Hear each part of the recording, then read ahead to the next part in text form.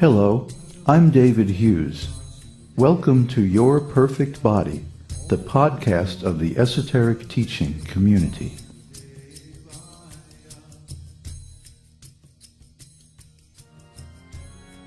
Today's selection is an essay entitled The Supreme Personality of Godhead, Part 1.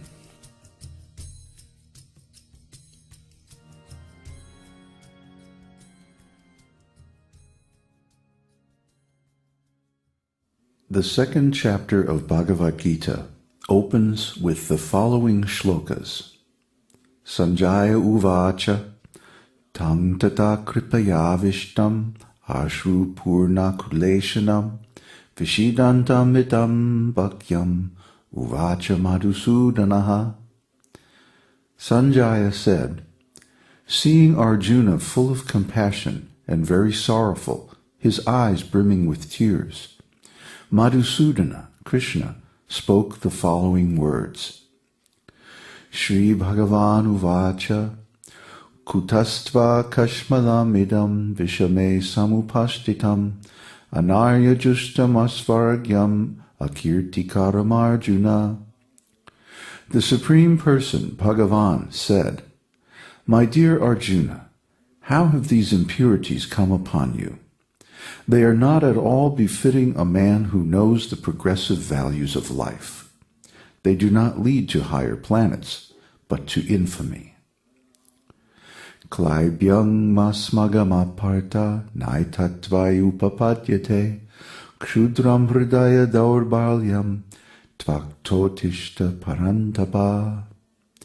O son of Pritha, do not yield to this degrading impotence. It does not become you. Give up such petty weakness of heart and arise, O chastiser of the enemy.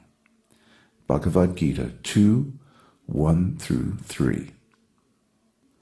We already discussed the meaning of Madhusudana and Bhagavan, the names by which Kṛṣṇa is addressed in the first and second shlokas, in previous installments of this series. Now, in the second and third shlokas, the discussion turns to Arjuna's difficulty in performing his duty on the battlefield. Bhagavad-gita is a discussion between Arjuna and Kṛṣṇa on the battlefield of Kurukshetra about 5,000 years ago. The subject of this discussion was that, although war had already been declared, when Arjuna actually saw all his relatives in the opposing army, he could not slay them. Kṛṣṇa advised him that this so-called compassion is actually weakness. Everyone must execute his prescribed duty without consideration of any personal loss or gain. And how do we determine what is our duty? Dharmam tu sakshat bhagavat pranitam. Real religious principles are determined directly by the Supreme Personality of Godhead.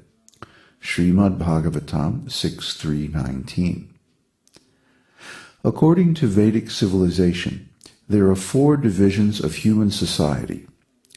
These same divisions are found in every society all over the world. The division of human society into 4 occupational classes is very natural. Just like in our own body, there is a head, there are arms, there is a belly, and there are legs. Similarly, in the body of society, there must be a class of men who act as the brain, another class who will protect the society from danger, a class of men who are expert in producing food and managing trade for economic development.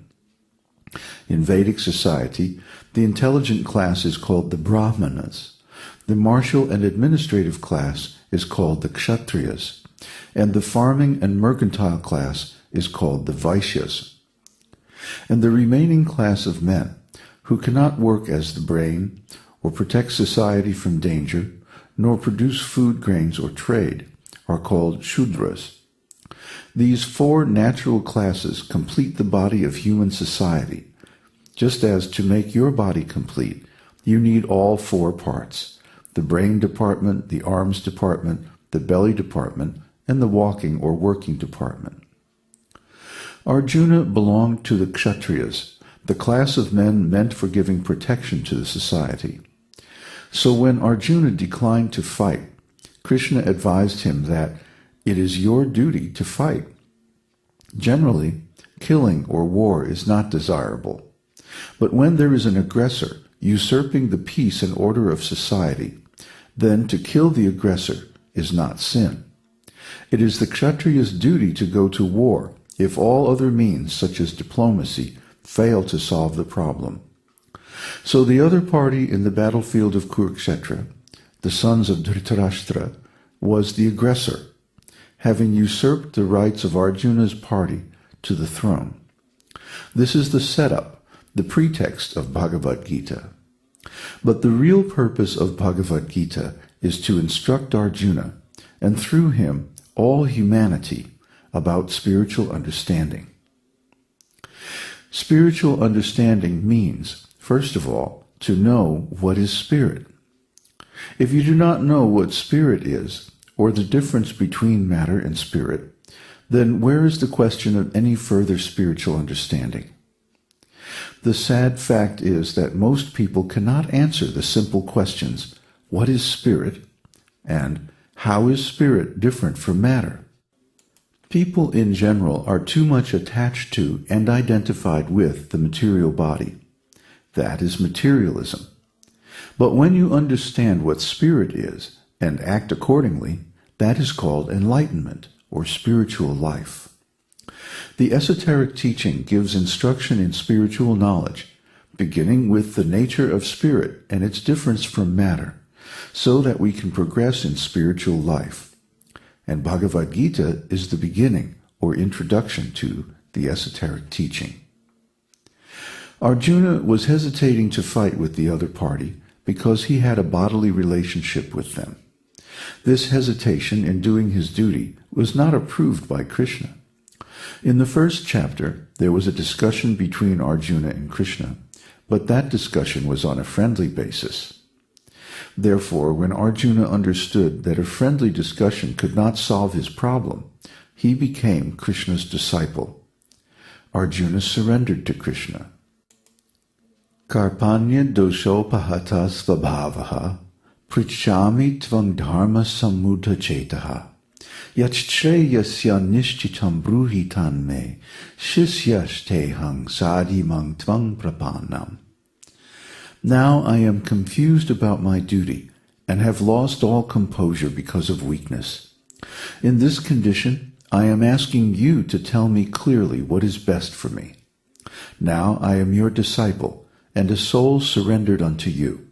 Please instruct me. Bhagavad-gita 2:7. Arjuna is saying to Kṛṣṇa, kindly save me by your instructions. What do I have to do?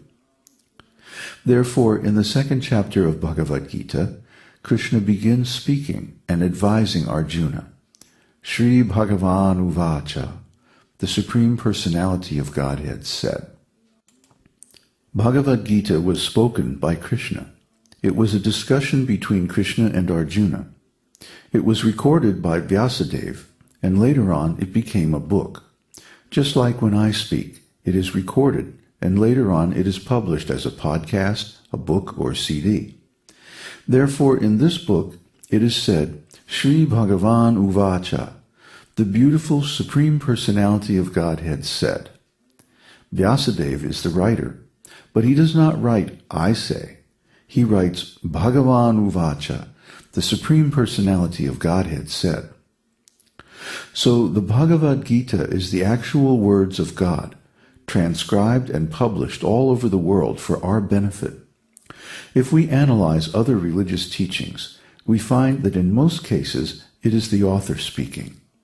There may be some few quotations or inspirations from God, but mostly they are written in the author's voice. Bhagavad-gita is unique in all the world as a scripture spoken directly by God himself. Over 95% of the Bhagavad-gita is spoken by Kṛṣṇa. No other spiritual tradition has such a remarkable conversation. In this day and age, people are tired of cheating religion. They want a direct personal relationship with God.